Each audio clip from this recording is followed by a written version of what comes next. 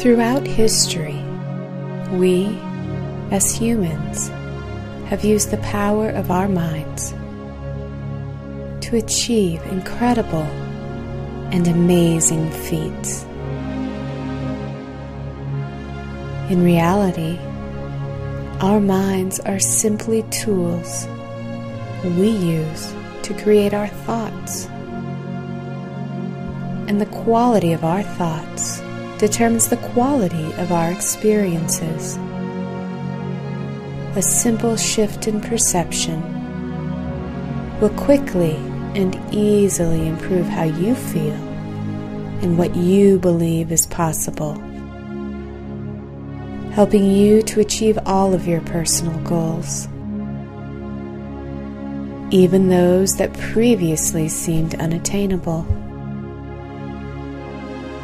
Join us now as we explore the vast landscapes of our minds. This is Mind Over Matter.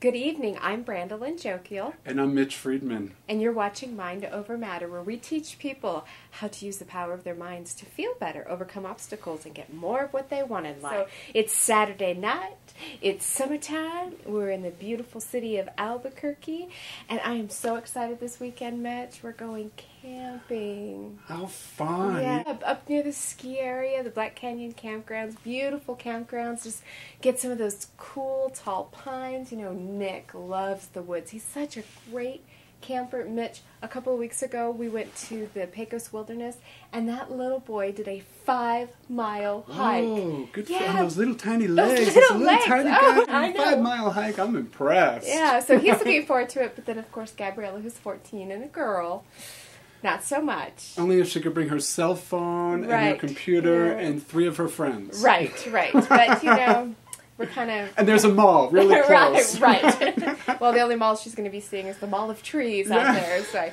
drag her along on the hike, but we're going to have a great time. So what are you up to It's this so weekend? beautiful up there. I was just up to the top of the ski basin, and it's beautiful. So you guys are going to have a great time. Yeah.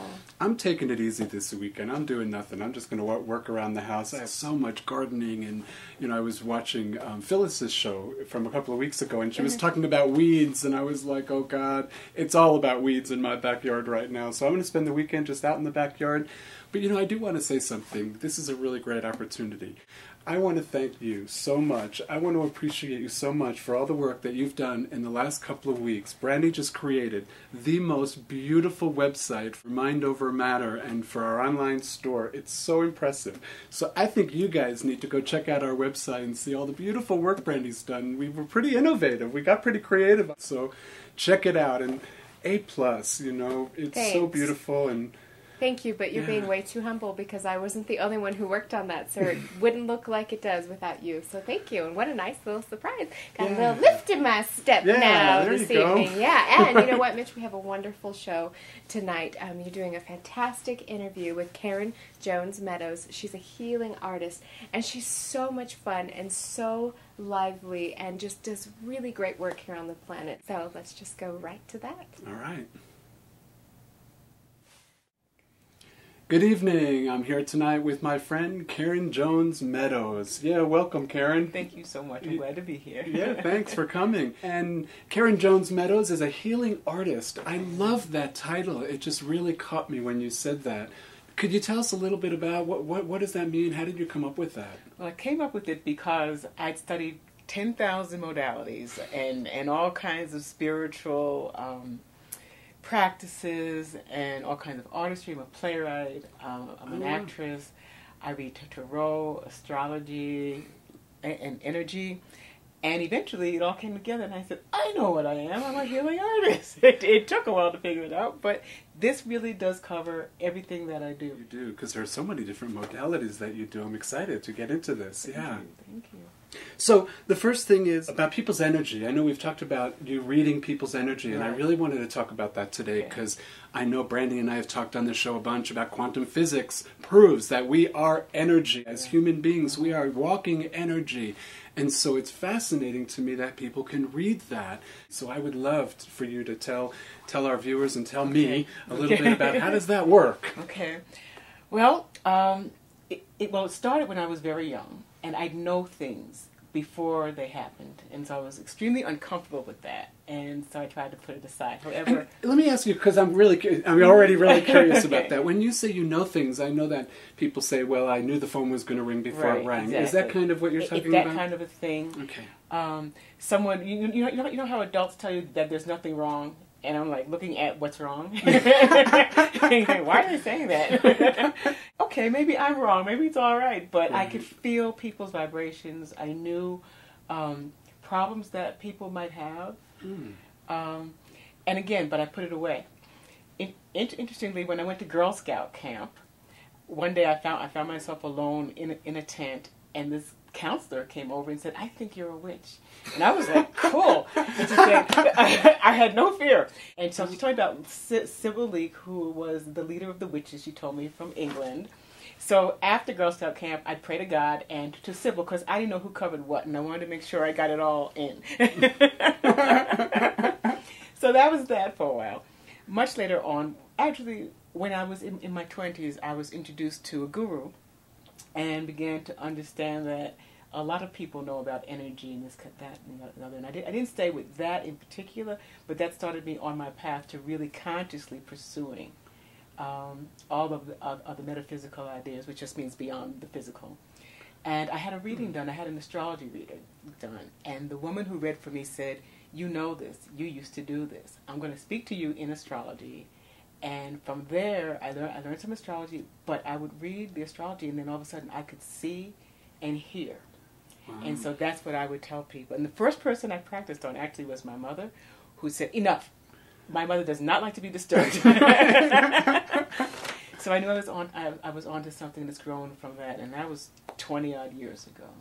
So I'm kind of a little bit curious, like, how does it show up for you when you say, like, I'm getting kind of images, I'm doing astrology, and so the modality is a chart I make up, and stars and planets, and then all of a sudden all this information. And then all of a sudden, so I'm doing a chart, and I'm saying, okay, you have a square between Pluto and your sun, and it means this, that, and the other. Do you have a cousin Rachel? And is Rachel 15? Okay, Rachel needs some help with such and such and such. And they're like, oh my God. I had to learn to trust it as well. Because things would come in, or for instance, one woman who was well into her 80s, and I was reading for her, and they said, tell her to play the French horn. I'm not telling her to play the French horn. So tell her, no. All right, they want you to play the French horn. She goes, oh, my French horn. And she jumps up and she runs to her closet. There is a French horn. And that literally happened. And that was... I'm getting goosebumps. A next level, really, of getting me to trust. So now I say things, and it's amazing what's true. I had to learn to go to the other side because entities would come in sometimes, because when you're reading, you're open. Right. So people who passed over go, there's a way I can get in and talk to. So I learned to go to the other side, and also not to be afraid when the other side came to me, and I wasn't expecting them, and not being afraid to say, no, go away. It's not time. Exactly. It's not your reading. It's go away. Yeah, right. I'm having flashes of, I don't know if you've ever seen the movie Ghost. Yes, with Whoopi Goldberg. Yes, exactly, and there's that scene where there's like all these people in the room around her, and she's like, leave me alone, it's not your reading. Exactly. So yeah, it's a combination, and I always call on the light. So I call on our guides, our teachers, our angels, and our spirits, of course, and any entity of the light that is of assistance with an interpretation, so that the person can incorporate it into their life and use it. Oh, excellent. Yeah, so you're giving them tools, in other words. Exactly, because a lot of people say, here you go, and you go, well, what do I do with that? I usually have actual techniques and actions for people to take to help them with whichever thing we were dealing with.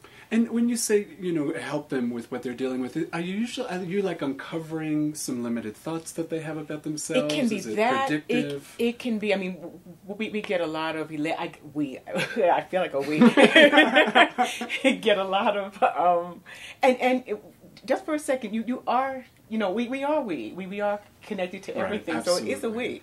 And my guides are there. My guides take care of me in this process.